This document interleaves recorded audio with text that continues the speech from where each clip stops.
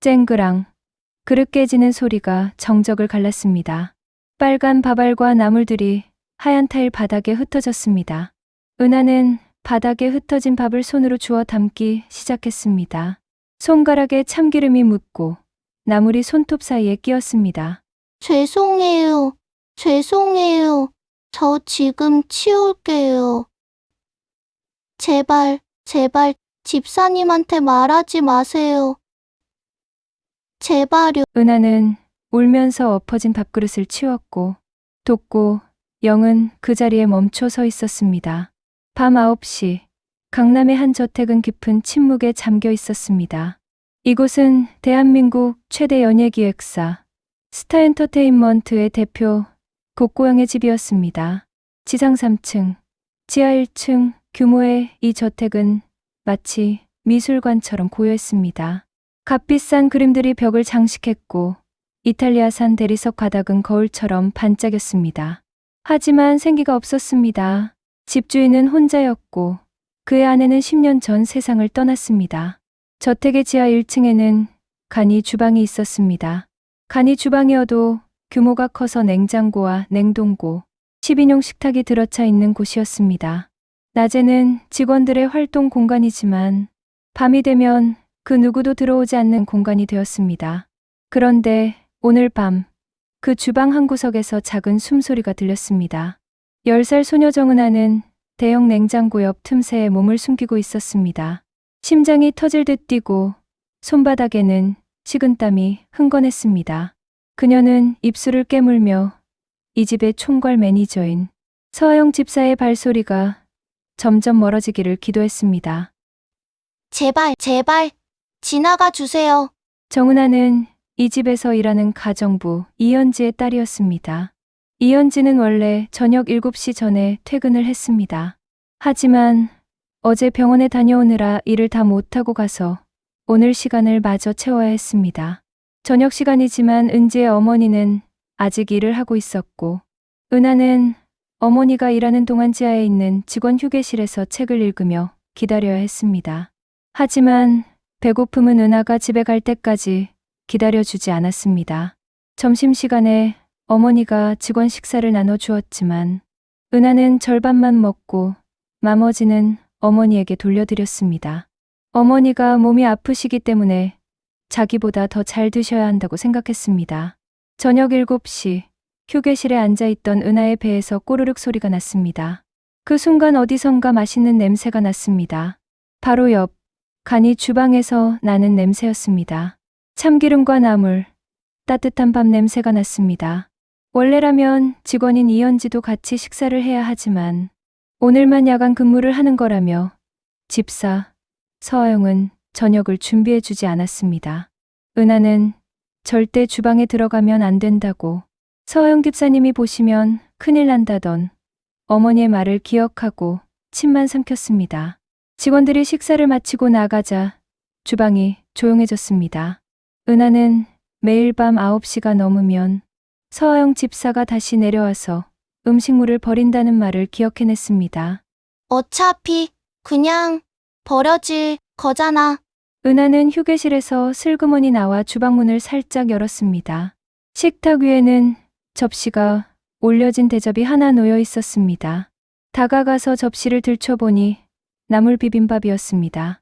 직원들이 식사하고 남은 것들이었지만 은하 눈에는 맛있게 보였습니다.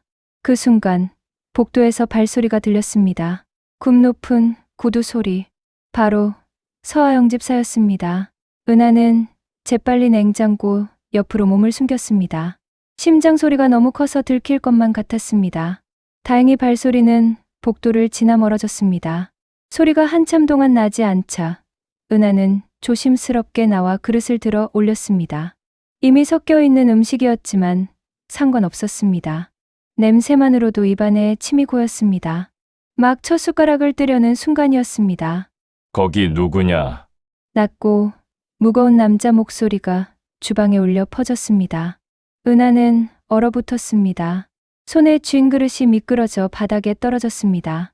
쨍그랑 깨지는 소리가 정적을 갈랐습니다. 빨간 밥알과 나물들이 하얀 타일 바닥에 흩어졌습니다. 주방 입구에 한 남자가 서 있었습니다. 이 집의 주인인 돋고 영이었습니다. 60대 중반의 나이에도 건강해 보이는 그는 마치 영화 속 인물처럼 위압적이었습니다. 그의 눈은 피곤해 보였지만 날카로웠습니다. 오랫동안 수많은 사람들의 운명을 결정해온 사람다웠습니다. 은하는 바닥에 주저앉으며 흩어진 밥을 손으로 주워 담기 시작했습니다. 손가락에 참기름이 묻고 나물이 손톱 사이에 끼었습니다. 죄송해요. 죄송해요. 은하의 목소리는 떨렸고 눈물이 뺨을 타고 흘러내렸습니다. 저 지금 치울게요. 제발, 제발 서 집사님한테 말하지 마세요. 제발요. 돋고 영은 그 자리에 멈춰 서 있었습니다. 그는 40년간 이 집에 살았습니다. 아내와 함께 웃고 울었던 이 집은 10년 전 그녀가 떠난 뒤 거대한 무덤이 되었습니다. 사람들이 드나들었지만 그는 그들을 보지 못했습니다. 기획사 일이 바빠서 집에 잘 없기도 했을 뿐더러 집에 오더라도 그저 유령처럼 서재와 침실을 오갔을 뿐이었습니다. 몇 달 만에 집에 일찍 들어왔지만 오늘 밤도 그는 잠들지 못했습니다. 불면증은 10년째 그를 괴롭혔으니까요. 그는 직접 와인을 가지러 지하로 내려왔다가 주방에서 소녀를 발견한 것이었습니다. 처음 보는 어린아이를 보고 그가 깜짝 놀라 누구냐고 물었던 거였는데 울면서 집사에게 말하지 말아달라며 빌며 바닥에 엎드려 밥알을 주워 담는 아이. 그 아이의 행동에 돋고영은 가슴 한쪽이 조여드는 것을 느꼈습니다. 오랫동안 느껴보지 못한 것이었습니다. 그만해라. 그가 조금은 부드럽게 말했습니다. 일어나거라. 은하는 손을 멈췄지만 일어서지 못했습니다. 두려움이 그녀를 바닥에 붙들고 있었습니다. 돋고영은 천천히 다가왔습니다. 그의 슬리퍼가 바닥을 스치는 소리가 들렸습니다. 그는 은하 앞에 멈춰 섰습니다. 너는 누구니? 은하는 고개를 들었습니다. 눈물과 콧물로 범벅이 된 얼굴이었습니다. 저는 은하예요. 이현지가 제 엄마세요. 이현지? 돋고영의 머릿속에서 기억이 떠올랐습니다. 조용하고 성실한 가정부, 서하영 집사가 칭찬했던 직원. 그녀에게 딸이 있었다는 것을 그는 몰랐습니다. 엄마는 지금 3층에서 일하고 계세요. 저는 휴게실에 있어야 하는데. 은하의 목소리가 점점 작아졌습니다. 돋고 영은 바닥에 흩어진 음식을 보았습니다.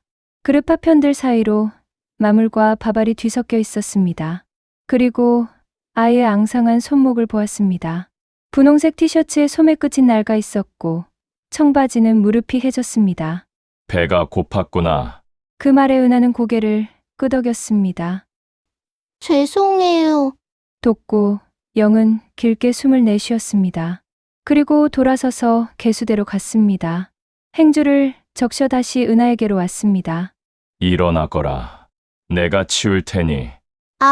안 돼요. 제가 할게요. 은하가 황급히 소리쳤습니다. 하지만 돋고 영은 이미 무릎을 꿇고 바닥을 닦기 시작했습니다. 은하는 믿을 수 없다는 표정으로 그를 바라보았습니다. 대한민국에서 가장 부유한 사람 중 하나라고 들은 그 사람이 지금 바닥에 무릎을 꿇고 그녀가 흘린 음식을 닦고 있었습니다. 돕고 싶거든 같이 하자. 돋고영이 말했습니다. 은하는 조심스럽게 무릎을 꿇었습니다. 둘은 말없이 바닥을 치웠습니다. 부엌은 고요했고 냉장고 모터 소리만 낮게 웅웅거렸습니다. 그 순간 은하의 주머니에서 무언가 떨어졌습니다. 돋고영이 그것을 집어 들었습니다. 청동색 배지였습니다. 낡고 색이 바랬지만 형태는 선명했습니다. 펼쳐진 날개, 낙하산 모양, 그리고 태극기를 움켜쥔 독수리.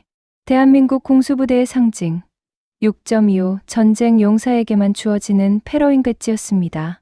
그 배지를 알아본 돋고영의 손이 멈췄습니다. 그도 아는 배지였습니다.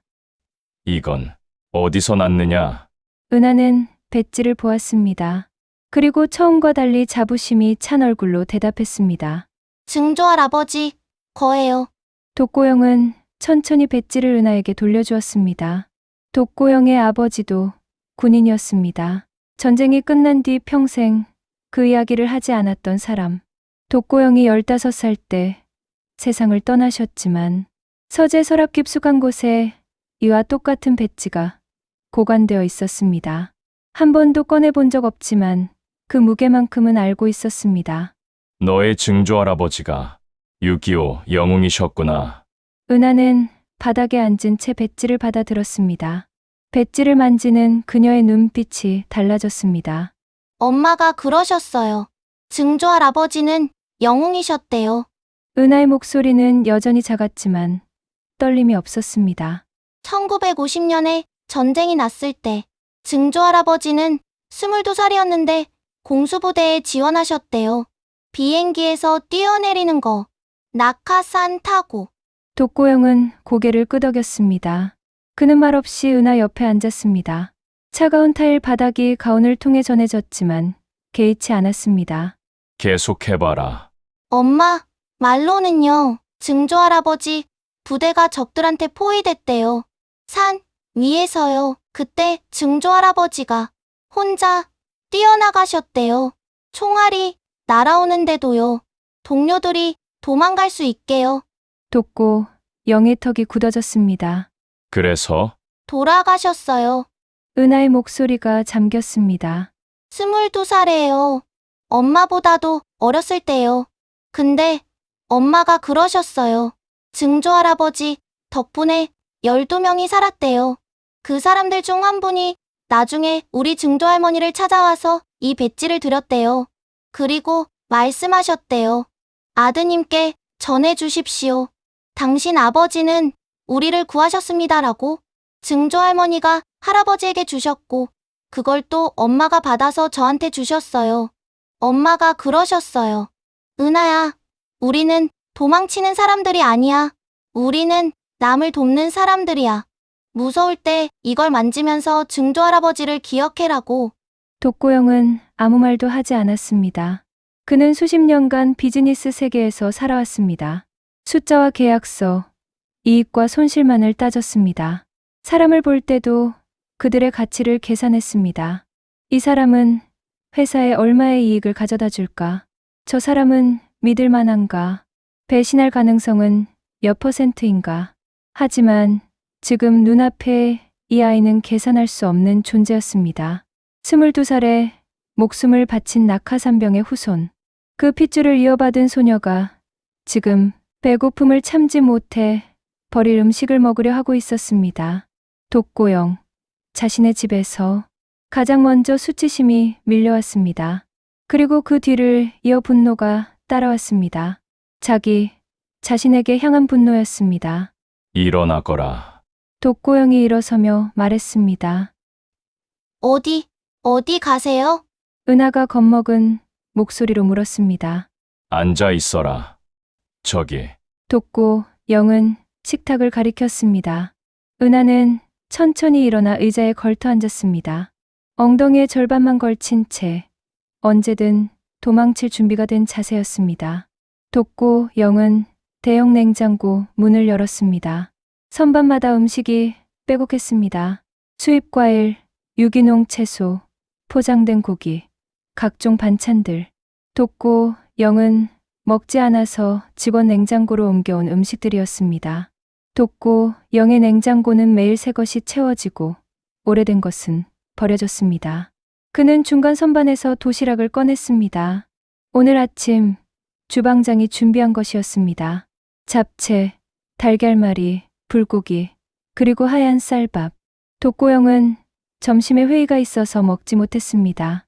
그는 전자레인지 문을 열었습니다. 사실 그는 이 기계를 직접 사용해 본 적이 없었습니다. 잠시 망설이다 버튼을 눌렀습니다. 기계가 우웅거리며 돌아갔습니다. 은하는 테이블에 앉아 그 모습을 지켜보았습니다. 대한민국 최고의 연예기획사 대표가 직접 전자레인지를 돌리고 있는 상황이 마치 꿈을 꾸는 것만 같았습니다. 물 마셔라. 독고영이 냉장고에서 생수병을 꺼내 은하 앞에 놓았습니다. 은하는 두 손으로 조심스럽게 받아들었습니다. 뚜껑을 돌려 열고 한 모금 마셨습니다. 전자레인지가 띵 하고 울렸습니다. 독고영은 도시락을 은하 앞에 놓았습니다. 김이 모락모락 피어올랐습니다. 잡채에서는 참기름 향이, 불고기에서는 달콤한 양념 냄새가 퍼졌습니다. 먹어라.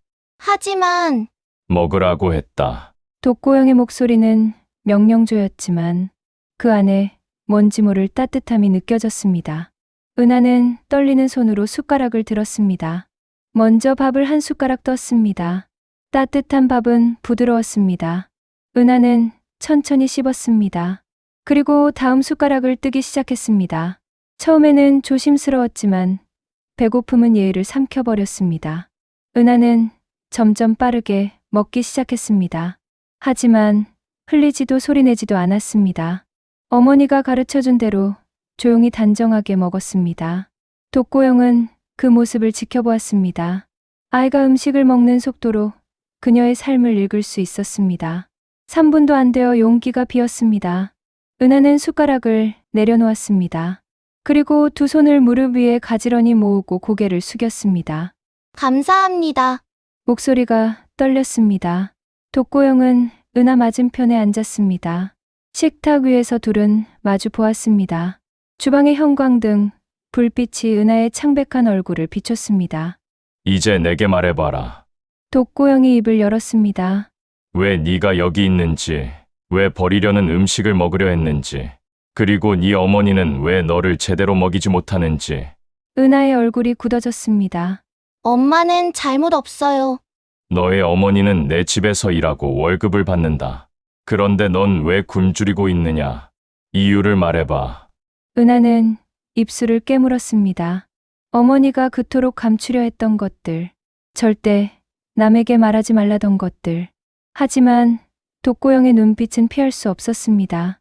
그것은 추궁이 아니었습니다. 이해하려는 눈빛이었습니다. 엄마가 아파요. 은하의 목소리가 작아졌습니다. 밤마다 기침을 해요. 참으려고 하시는데 제가 다 들려요. 그리고 가끔 피를 뱉으세요. 독고 영의 눈썹이 꿈틀했습니다. 계속해라. 옛날에요. 제가 5살 때요. 우리가 살던 빌라에 불이 났어요. 은하는 두 손을 꼭 쥐었습니다. 엄마가 다른 사람들 깨워서 다 나가게 했어요. 근데 2층에 할머니가 손자가 밖에 있는 줄 알고 나왔는데 없다고 우셨대요. 다시 들어가시려는 할머니를 말리고 엄마가 다시 들어가셨어요. 연기가 엄청 많았는데 결국 10살이던 손자를 찾아서 나오셨어요. 근데 그때 연기를 너무 많이 마셨대요.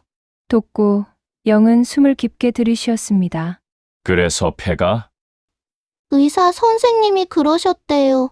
폐에 상처가 생겨서 숨쉬기가 힘들대요. 그리고 이번에 새로운 병이 더 생겼대요. 폐섬유화증이래요. 은하의 눈에 눈물이 고였습니다. 약이 너무 비싸요. 한 달에 150만 원이래요. 그리고 새로운 치료를 받아야 하는데 그건 1,000만 원이 넘는데요. 독고영의 주먹이 천천히 쥐어졌습니다. 그리고 카드 빚이요. 엄마가 작년에 카드로 약값을 냈거든요. 이제 그것도 갚아야 해요. 빨간 편지가 자꾸 와요. 은하는 고개를 떨어뜨렸습니다. 그래서 우유 많이 못 먹어요. 엄마는 아침에 빵 한 조각, 저는 학교에서 급식 먹고, 저녁은 라면이나 밥이랑 김치요. 근데 요즘은 엄마가 저녁을 안 드세요. 일터에서 먹었다고 하시는데 거짓말이에요. 배에서 소리 나는 것 제가 들어요. 은하의 어깨가 떨렸습니다. 원래 배고픈 거 잘 참는데 갑자기 배가 너무 고파서 여기 냄새가 나서 죄송해요. 정말 죄송해요. 독고영은 침묵했고 은하는 고개를 들지 못했습니다. 그때 독고영이 일어났습니다. 그는 휴대전화를 열어 어디론가 전화를 걸었습니다. 네, 대표님. 무슨 일이십니까? 직원 한 명과 그 딸이 여기 있네. 병원 문제를 해결해야 하네. 전화 너머로 당황한 기척이 들렸습니다. 직원이요. 딸이요? 폐섬유화증 환자네. 병원비 독촉 받고 있고 어느 병원인지 알아내서 내일 아침까지 청구서 전부 정리하게. 그리고 서울대병원 호흡기내과 최고 교수 예약하게. 내일 당장. 대표님. 모든 비용은 내 개인 계좌에서 처리하게. 회사 돈 쓰지 말고. 독고영은 전화를 끊었습니다. 은하는 멍한 얼굴로 그를 바라보고 있었습니다. 방금 무슨 일이 일어난 건지 이해할 수 없다는 표정이었습니다. 독고영은 다시 은하 앞에 앉았습니다. 내일 너의 어머니는 병원에 가실 거다. 최고의 의사를 만날 거고 필요한 치료를 받을 거야. 돈 걱정은 하지 마라. 하지만은 없다. 너의 증조할아버지는 동료들을 구하려고 목숨을 바치셨어. 너의 어머니는 다른 사람을 구하려고 불 속에 뛰어들었지. 그런데 지금 그 가족이 굶주리고 있어. 그것도 내 집에서. 그건 옳지 않아. 은하의 눈에서 눈물이 주르륵 흘러내렸습니다. 독고영은 처음으로 미소 비슷한 것을 지었습니다. 10년 만의 일이었습니다. 독고영이 전화를 끊은 직후 주방 문이 벌컥 열리며 서아영이 들어섰습니다. 그녀는 50대 중반의 여성으로 이 저택의 집사이자 모든 직원을 관리하는 책임자였습니다. 검은색 정장의 하이힐, 한치의 흐트러짐도 없이 빗어 올린 머리. 그녀의 얼굴은 단단하게 굳어 있었습니다. 대표님, 서아영의 목소리가 주방에 울려 퍼졌습니다. 그녀의 눈이 테이블 위에 빈 용기를 그리고 은하를 향했습니다. 순간 그녀의 얼굴이 창백해졌다가 붉게 변했습니다. 이게 무슨... 서집사. 독고 영이 일어서며 말했습니다. 저 아이가 왜... 내가 있을 땐 들어오지 말라고 했을 텐데. 독고영의 눈빛이 차갑게 식었습니다. 서아영은 입을 다물었습니다. 하지만 그녀의 시선은 여전히 은하에게 꽂혀 있었습니다. 그 눈빛에는 경멸과 분노가 뒤섞여 있었습니다. 대표님, 죄송하지만 설명이 필요할 것 같습니다. 서아영이 목소리를 가다듬었습니다. 저 아이는 이현지 씨의 딸입니다. 일터에 데리고 나온 것도 많이 이해해 준 겁니다. 그런데 더군다나 대표님의 식사를... 내가 주었네. 독고영이 짧게 끊었습니다.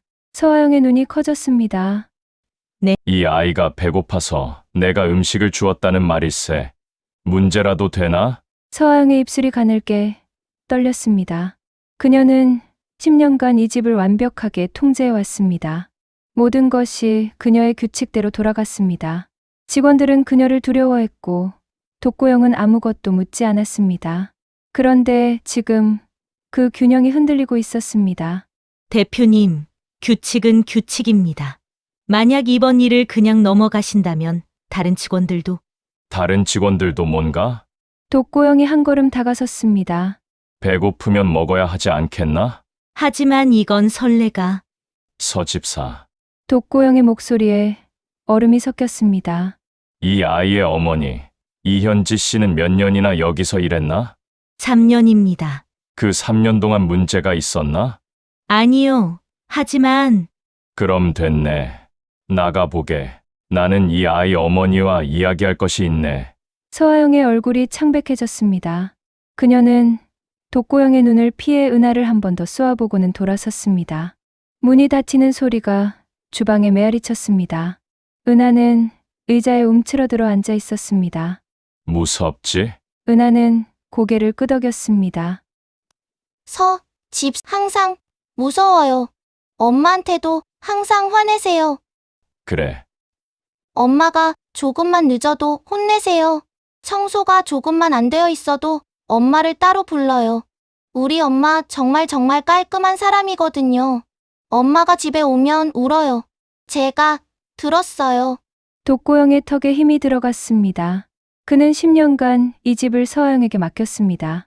아내가 죽은 뒤 모든 것이 무의미했습니다. 누가 청소를 하든 누가 음식을 만들든 상관없었습니다.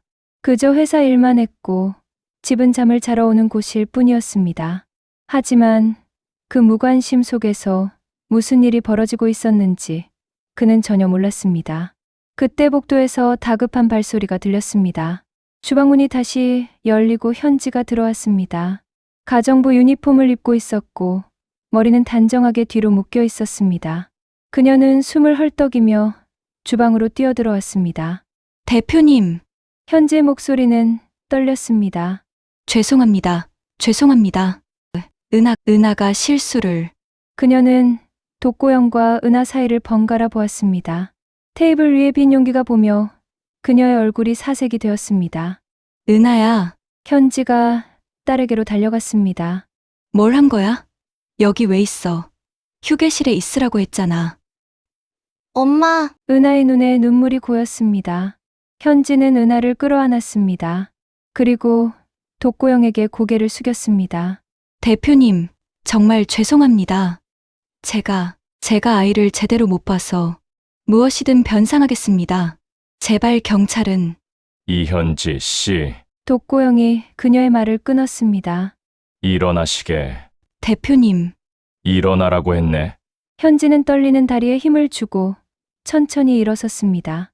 독고영은 그녀를 똑바로 바라보았습니다. 현지는 고개를 들 수 없었습니다. 은하에게서 이야기를 들었네. 현지의 몸이 굳어졌습니다. 폐섬유화증이라고 했나? 현지의 입술이 파르르 떨렸습니다. 그녀가 그토록 숨기려 했던 것, 절대 누구에게도 보이지 않으려 했던 약점, 이제 모두 드러났습니다. 대표님, 그건. 왜 말하지 않았나? 왜 도움을 청하지 않았나? 현지는 고개를 저었습니다. 눈물이 볼을 타고 흘러내렸습니다. 제가 어떻게 감히? 어떻게 감히 뭔가? 저는 그냥 가정부일 뿐입니다. 월급 받고 일하는 사람일 뿐이에요. 제 개인 사정을. 그래서 딸이 굶주리게 내버려 둔 건가? 현지는 대답할 수 없었습니다. 독고영은 긴 한숨을 내쉬었습니다. 그는 의자를 하나 더 끌어왔습니다. 현지는 떨리는 다리로 의자에 앉았습니다. 은하가 어머니의 손을 꼭 잡았습니다. 독고영은 그를 맞은편에 앉았습니다. 현지 씨, 내일 아침 9시에 차가 올 것이네. 서울대병원 호흡기 내과로 갈 거고, 최고의 교수를 만날 것이고, 정밀 검사를 받을 것이네. 현지는 고개를 저었습니다. 안 됩니다. 저는 그럴 자격이. 자격? 독고 영의 눈빛이 날카로워졌습니다. 이현지 씨, 집안에 6.25 참전 용사가 계셨다고 들었네. 현지의 눈이 커졌습니다.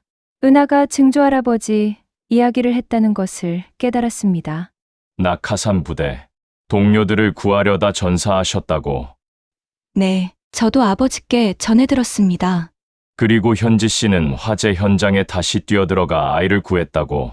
현지는 얼굴을 붉혔습니다.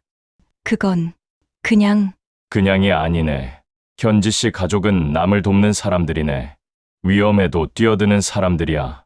그런데 지금 그 가족이 도움이 필요한 상황이네. 내가 돕겠다는데 왜 거부하나? 현지는 입술을 깨물었습니다. 자존심 때문인가? 독고 영이 물었습니다. 아니면 빚지기 싫어서인가? 저는 현지의 목소리가 떨렸습니다. 제 힘으로 살고 싶었습니다. 누구에게도 손 벌리지 않고 은하한테 부끄럽지 않은 엄마이고 싶었어요. 그래서 딸 앞에서 피를 토하며 버티는 게 부끄럽지 않은 모습인가? 현지는 숨이 막혔습니다. 독고영은 테이블에 손을 짚고 일어섰습니다. 현지 씨, 자존심과 고집은 다르네. 도움을 받을 줄 아는 것도 용기네. 특히 아이를 위해서라면 더욱 그렇고. 그는 주방을 천천히 걸어 다녔습니다. 내일부터 현지 씨는 무기한 유급 휴가를 받을 것이네. 건강을 회복하는 것이 현지 씨의 유일한 일이야. 치료비는 모두 내가 부담하겠네. 월급은 계속 나갈 것이고 은하의 학비와 생활비도 별도로 지원하겠네. 대표님, 현지가 벌떡 일어섰습니다. 그건 너무 과합니다. 저는 그럴 만한 사람이. 아니네. 독고 영이 돌아섰습니다. 과한 게 아니야. 당연한 것이네. 현지 씨는 3년간 성실하게 일했잖아. 그리고 지금 아프네. 고용주로서 내가 해야 할 일을 하는 것뿐이야. 현지는 더 이상 말할 수 없었습니다. 그녀는 주저앉으며 얼굴을 손으로 가렸습니다. 믿을 수 없는 상황에 혼란스러우면서도 누군가 자신을 이렇게 챙겨준다는 사실에 어깨가 흔들렸습니다. 은하가 어머니를 껴안았습니다. 독고영은 전화를 들고 다른 번호를 눌렀습니다. 주방장. 졸린 목소리가 대답했습니다. 네, 대표님. 내일 아침 7시까지 특별 식사를 준비하게. 영양가 높은 것으로 2사람분. 2사람이요? 현지 씨와 그 딸 은하. 3층 게스트룸에 가져다 주게. 그리고 앞으로 당분간 매일 같은 시간에 식사를 준비하게. 알겠습니다, 대표님. 독고 영은 전화를 끊고 현지와 은하를 바라보았습니다. 오늘 밤은 여기서 묵도록 하지. 3층 객실을 준비하겠네. 대표님, 안 됩니다. 저희는 집에 여기서 얼마나 걸리나? 버스로 1시간 반 정도요. 내일 아침 9시 병원 예약이네. 지금 집에 가면 자정이 넘어서 도착하고 새벽 5시에 다시 나와야 하는데 그게 합리적으로 보이나? 현지는 입을 다물었습니다.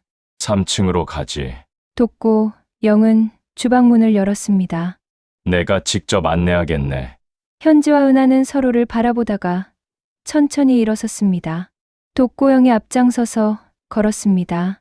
대리석 바닥에 그의 슬리퍼 소리만 조용히 울렸습니다. 현지와 은하는 그 뒤를 따랐습니다. 계단 앞에 도착했을 때 그림자 하나가 나타났습니다.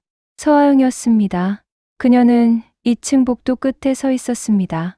팔짱을 끼고 얼어붙은 표정으로 그녀의 눈빛이 현지에게 꽂혔습니다. 그 시선은 얼음처럼 차가웠습니다. 현지는 움찔했습니다. 하지만 독고 영은 서아영을 보지도 않고 계단을 오르기 시작했습니다. 따라오게. 현지는 은하의 손을 꼭 잡았습니다. 그리고 독고영을 따라 계단을 올랐습니다. 서영의 시선이 그들의 뒷모습을 따라갔습니다. 그 눈빛 속에는 증오가 타오르고 있었습니다. 다음 날 아침 8시, 검은색 대형 세단이 저택 정문 앞에 멈춰 섰습니다. 현지는 3층에서 나와 계단을 내려오고 있었습니다. 어젯밤 처음으로 제대로 된 침대에서 잤습니다. 하지만 믿기지 않는 현실에 불안했던 그녀는 깊이 잠들지 못했습니다. 이 모든 것이 꿈이 아닐까? 아침이 되면 다시 현실로 돌아가야 하는 건 아닐까 무서웠습니다. 하지만 아침 7시 문을 두드리는 소리가 들렸습니다. 젊은 주방 보조가 은색 카트를 밀고 들어왔습니다. 흰 죽, 구운 연어, 신선한 과일, 따뜻한 우유. 현지는 그 음식들을 보며 울었습니다. 은하는 그 옆에서 딸기를 먹으며 눈을 반짝였습니다. 엄마, 이거 진짜야? 진짜야. 현지는 감격에 겨워 말했습니다. 그리고 이제 그들은 1층 현관에 서 있었습니다. 독고영이 서재에서 나왔습니다. 그는 깔끔한 회색 정장을 입고 있었고 넥타이는 정확하게 메어져 있었습니다. 준비됐나? 네, 대표님. 현지는 고개를 숙였습니다. 은하는 내가 데리고 있겠네. 걱정 마시게. 내 서재에 책임 안네. 지루하지 않을 거네. 감사합니다, 대표님. 현지는 은하를 꼭 껴안았습니다. 엄마, 금방 올게. 착하게 있어. 엄마, 많이 아프지 마. 은하가 속삭였습니다. 차가 출발했습니다. 서울대병원은 거대했습니다. 이런 곳은 텔레비전에서나 보던 곳이었습니다. 유리로 된 현대적인 건물, 넓은 로비, 안내 데스크에 앉은 친절한 직원들. 이현지 씨 맞으시죠? 한 간호사가 다가왔습니다. 김태준 교수님께서 기다리고 계십니다. 이쪽으로 오세요. 현지는 복도를 따라 걸었습니다. 바로 진료실로 안내되었습니다. 문이 열렸고 그 안에는 50대 초반으로 보이는 남자가 서 있었습니다. 하얀 가운을 입고 안경을 쓴 그는 온화한 미소를 지었습니다. 안녕하세요. 저는 호흡기 내과 김태준입니다. 자, 편하게 앉으세요. 현지는 의자에 앉았습니다. 김태준 교수는 책상 위에 놓인 서류들을 펼쳤습니다. 이전 병원에서 보내준 기록들을 확인했습니다. 오늘 정밀 검사를 하겠습니다. 시간이 좀 걸릴 겁니다. 3시간 후, 현지는 다시 진료실에 앉아 있었습니다. 김태준 교수는 모니터를 보고 있었습니다. 그의 표정은 진지했습니다. 현지의 심장이 두근거렸습니다. 이현지 씨, 김태준 교수가 돌아앉았습니다. 상태가 좋지는 않습니다. 폐섬유화가 상당히 진행되었습니다. 폐 용적이 정상의 60% 수준입니다. 현지의 얼굴이 창백해졌습니다. 하지만 김태준 교수가 덧붙였습니다. 희망이 없는 것은 아닙니다. 최근 개발된 항섬유화 약물이 있습니다. 임상 결과가 매우 좋아서 섬유화 진행을 늦추고 경우에 따라서는 일부 회복도 가능합니다. 그 약을 쓰면 효과가 있을 겁니다. 그 약이 비싼 약이죠? 김태준 교수가 빙긋 웃었습니다. 독고 대표님께서 모든 비용을 처리하셨습니다. 환자분은 치료에만 집중하시면 됩니다. 그리고 한 가지 더. 당분간 절대 무리하시면 안 됩니다. 주 2회 병원에 오셔야 합니다. 현지는 고개를 끄덕였습니다. 그녀가 병원을 나섰을 때 차가 기다리고 있었습니다. 운전기사가 문을 열어주었고 현지는 뒷좌석에 앉았습니다. 그리고 비로소 눈물이 흘렸습니다. 같은 시각 독고영의 서재에서는 다른 일이 벌어지고 있었습니다. 최 변호사가 두꺼운 파일을 책상 위에 놓았습니다. 그의 얼굴에는 분노와 경악이 뒤섞여 있었습니다. 대표님, 이건 상상 이상입니다. 독고 영은 파일을 펼쳤습니다. 첫 페이지에는 은행 거래 내역이 있었습니다. 수십 개의 노란 형광펜 표시가 찍혀 있었습니다. 서영 집사는 지난 10년간 체계적으로 횡령을 해왔습니다. 최 변호사가 설명하기 시작했습니다. 방법은 간단했습니다. 가짜 업체를 만들고 그 업체로 물품을 주문한 것처럼 서류를 조작했습니다. 실제로는 배송되지 않았지만 대금은 지불되었습니다. 얼마나? 총액 8억 3천만 원입니다. 10년 동안 매달 평균 700만 원씩 빼돌렸습니다. 회사 계정이 아니라 대표님 개인 가계부에서 나간 돈이라 회계감사에도 걸리지 않았습니다. 독고영은 침묵했습니다.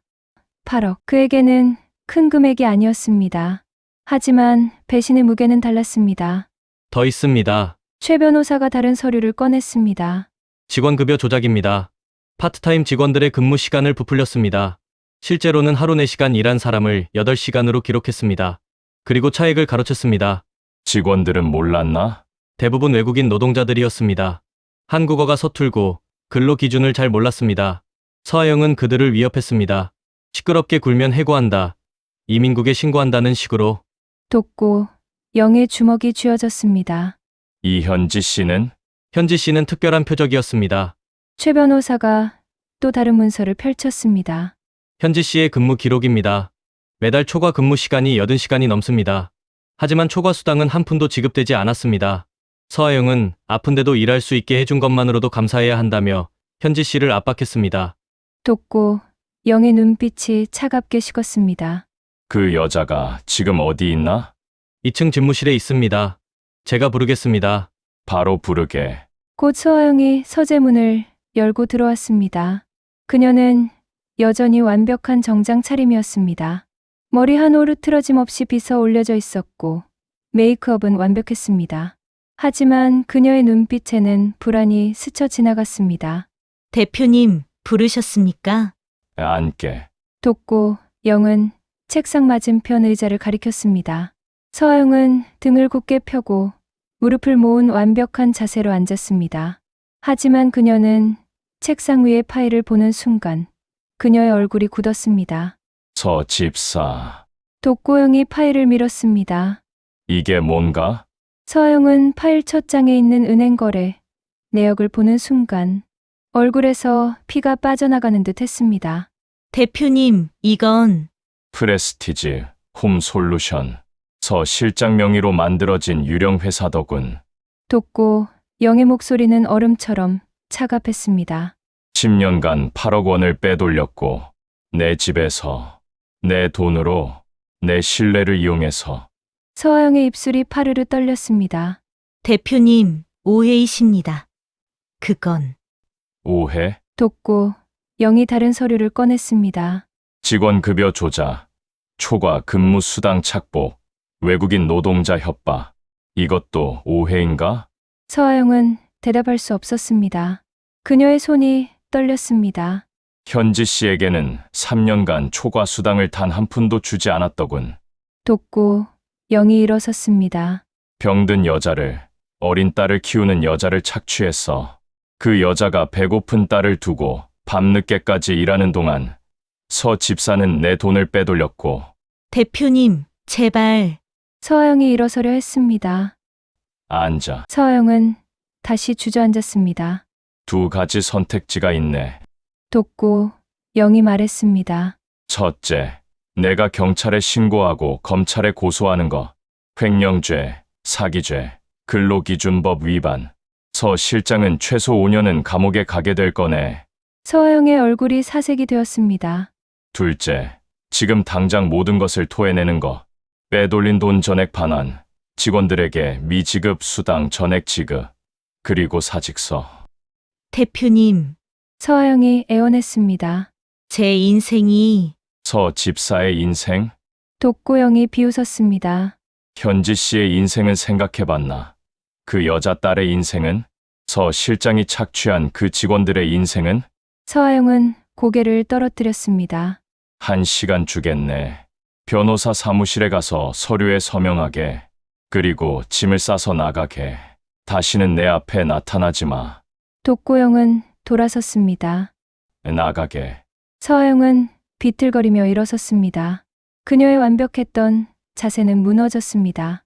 문을 나서는 그녀의 뒷모습은 초라했습니다. 돕고영은 창밖을 바라보았습니다. 정원에서 뛰어노는 은하가 보였습니다. 정원사가 옆에서 지켜보고 있었습니다. 돕고 영의 입가에 미소가 번졌습니다. 아내가 떠나고 처음으로 이 집이 집처럼 느껴졌습니다. 그 후로 한 달이 흘렀습니다. 돕고영의 저택은 달라져 있었습니다. 무거운 커튼들이 걷혔고 창문으로 햇빛이 쏟아져 들어왔습니다. 복도마다 신선한 꽃이 놓여 있었고 1층 거실에는 클래식 음악이 은은하게 흘렀습니다. 직원들의 발걸음은 가벼워졌고 복도에서 들리는 목소리들은 더 이상 두려움으로 낮아지지 않았습니다. 가장 큰 변화는 2층 작은 사무실에 있었습니다. 이현지 씨는 더 이상 가정부 유니폼을 입지 않았습니다. 깔끔한 베이지색 블라우스에 검은색 슬랙스. 그녀의 얼굴에는 혈색이 돌았고 눈빛은 청명했습니다. 지난 한 달간 현지는 매주 2번씩 서울대병원에 다녔습니다. 항섬유와 약물 치료와 호흡 재활 치료를 받았습니다. 처음 2주일은 약 부작용으로 구토를 했고 재활 운동은 고통스러웠습니다. 하지만 3주째부터 변화가 느껴졌습니다. 기침이 줄고 밤에도 편히 숨을 쉴 수 있었습니다. 그리고 일주일 전 독고영이 그녀를 불렀습니다. 이현지 씨, 이 집에는 새로운 관리자가 필요하네. 서하영이 떠난 뒤로 체계가 무너졌네. 직원들은 누구의 지시를 따라야 할지 모르고 업체들은 연락할 창구가 없다고 하더군. 현지는 조심스럽게 대답했습니다. 새로운 집사를 구하시면 자네가 하게. 독고영의 말에 현지는 눈이 커졌습니다. 저요? 하지만 저는 학력도 없고 경력도. 자네는 3년간 이 집의 구석구석을 봐왔지. 무엇이 필요한지, 어떻게 돌아가는지 아무도 자네보다 잘 아는 사람이 없네. 독고영은 책상 위에 서류를 밀었습니다. 가정 총괄 매니저. 그게 자네의 새 직책일세. 모든 직원을 관리하고 예산을 짜고 업체와 계약하게. 월급은 기존의 2배일세. 현지는 서류를 내려다보았습니다. 손이 떨렸습니다. 대표님, 저는 자네는 할 수 있네. 돕고 영의 목소리는 확신에 차 있었습니다. 자네는 불 속에 뛰어든 사람 아닌가. 사람을 구하기 위해. 그런 사람이라면 이 집도 구할 수 있네. 서하영이 만들어 놓은 두려움의 집을 자네가 따뜻한 집으로 만들어주게. 현지는 입술을 깨물었습니다. 눈물이 핑 돌았습니다. 감사합니다, 대표님. 감사는 나중에 하게. 일 잘하는 걸로 보답하게. 독고영이 미소 지었습니다. 그렇게 일주일이 지났습니다. 현지는 놀라울 만큼 빠르게 적응했습니다. 그녀는 서하영과는 달랐습니다. 직원들을 위협하지 않았습니다. 대신 그들의 이야기를 들었습니다. 그녀가 첫 번째로 한 일은 모든 직원의 급여를 재검토하는 것이었습니다. 서하영이 착복한 초과 수당들이 밝혀졌고 현지는 독고영의 승인을 받아 전액 소급 지급했습니다. 청소부 아주머니는 눈물을 흘렸고 정원사 할아버지는 그녀의 손을 꼭 잡았습니다. 두 번째로 한 일은 직원 식당을 개선하는 것이었습니다. 서하영 시절 직원들은 식사의 재료와 양을 제한받았습니다. 현지는 주방장과 상의해서 직원 전용 메뉴를 만들었습니다. 직원들은 변했습니다. 복도에서 웃음소리가 들렸습니다. 일하는 속도는 느려지지 않았지만 분위기는 가벼워졌습니다. 이 집은 더 이상 감옥이 아니었습니다. 오후 3시, 현지는 서류 작업을 마치고 1층으로 내려왔습니다. 거실에서 피아노 소리가 들렸습니다. 누군가 서툴게 작은 별을 연주하고 있었습니다. 현지는 조용히 다가갔습니다. 은하가 그랜드 피아노 앞에 앉아 있었습니다. 10년간 아무도 건드리지 않았던 독고영의 아내가 연주하던 그 피아노. 독고영은 그 옆에 서서 은하의 손가락을 지켜보고 있었습니다. 아니야, 은하야. 이 건반은 검지로 누르는 거야. 독고영의 목소리는 부드러웠습니다. 이렇게요? 은하가 다시 건반을 눌렀습니다. 맑은 음이 울렸습니다. 그래, 잘했어. 현지는 문 옆에 서서 그 광경을 지켜보았습니다. 가슴이 뭉클했습니다. 일주일 전 독고영이 은하에게 물었습니다. 은하야, 뭘 배우고 싶니? 피아노요. 은하가 대답했습니다. 텔레비전에서 봤어요. 손가락이 하얗게 움직이면서 예쁜 소리가 나는 거요. 독고영은 고개를 끄덕였습니다. 좋아. 내가 가르쳐 주지. 할아버지가요? 할아버지라니. 독고 사장님이라고 불러야지. 은하가 킥킥 웃었습니다. 그럼 독고 할아버지요. 독고영은 미간을 찌푸렸지만 입가에는 미소가 번졌습니다. 독고영은 10년 만에 다시 건반을 만졌습니다. 그는 음악을 전공하지 않았지만 아내에게서 기초를 배웠었습니다. 그 기억들이 천천히 돌아왔습니다. 잘했어. 은하.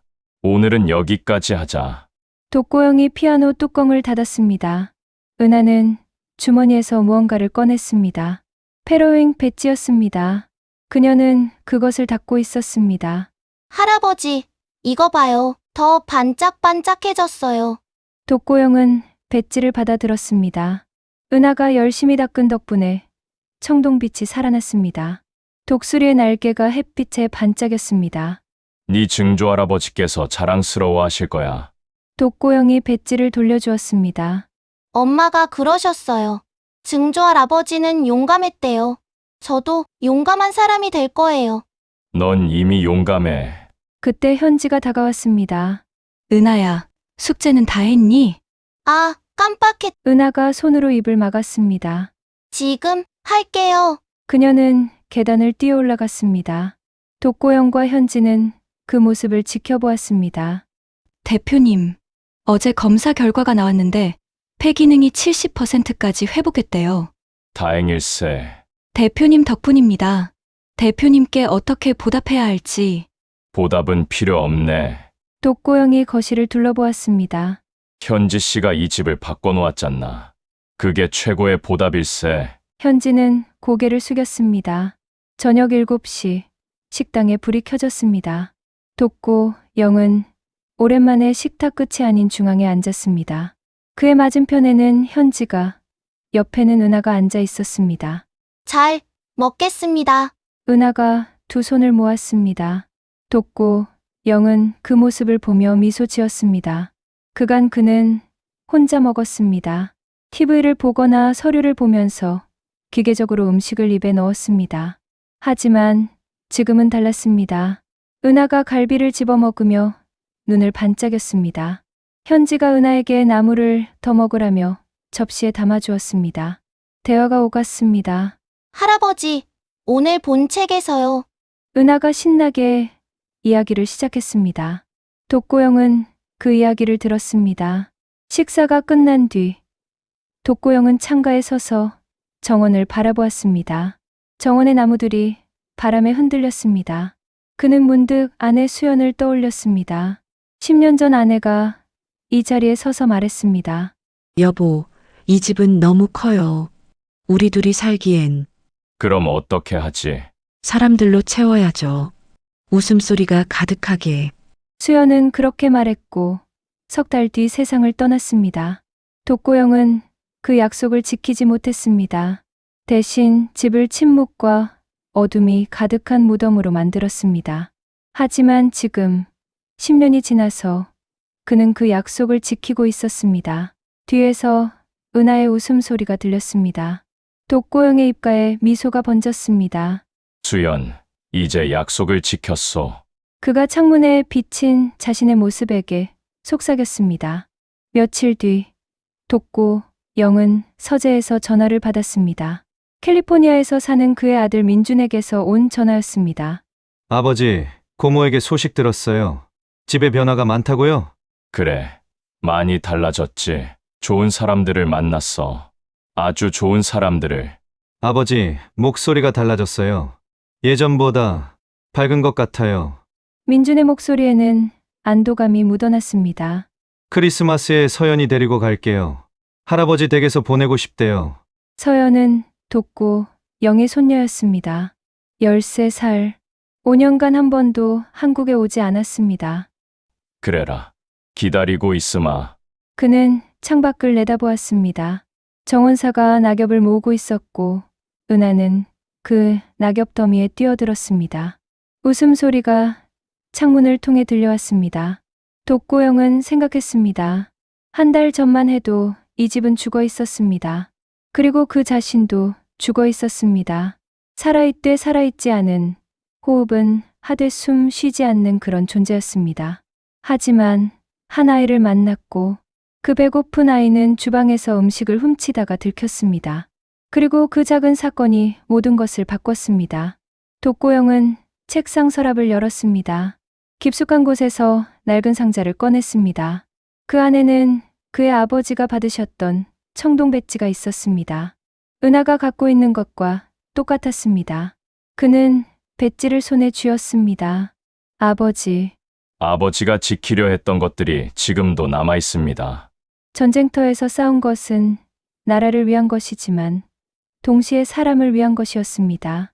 얼굴도 모르는 누군가가 평화롭게 살 수 있도록, 배고프지 않도록, 두렵지 않도록. 은하의 증조할아버지도 자신의 아버지도 그렇게 싸웠습니다. 그리고 지금 독고영도 같은 일을 하고 있었습니다. 총이나 전투가 아니라 음식과 치료와 따뜻함을 가진 다른 방식으로요. 그는 배지가 잘 보이도록 책상 위에 올려놓았습니다. 그리고 그날 밤 10년간 그를 괴롭혔던 불면증이 사라졌습니다. 그는 깊은 잠에 빠졌고 꿈을 꾸었습니다. 꿈속에서 아내는 미소 지으며 말했습니다. 독고영은 꿈속에서도 미소 지었습니다. 아침이 밝았습니다. 저택의 커튼이 열렸고 햇빛이 쏟아져 들어왔습니다. 주방에서는 아침 식사 준비 소리가 들렸습니다. 복도에서는 직원들의 인사 소리가 들렸습니다. 저택은 더 이상 박물관이 아니었습니다. 집이었습니다. 사람들이 웃고 먹고 살아가는 곳이었습니다. 그리고 그 중심에 배지를 품에 안은 작은 소녀가 있었습니다. 영웅의 피를 이어받은 그 아이는 또 다른 사람의 마음을 구했습니다. 이것은 배고픔에서 시작된 작은 만남이 어떻게 모두를 구원했는지에 대한 이야기였습니다.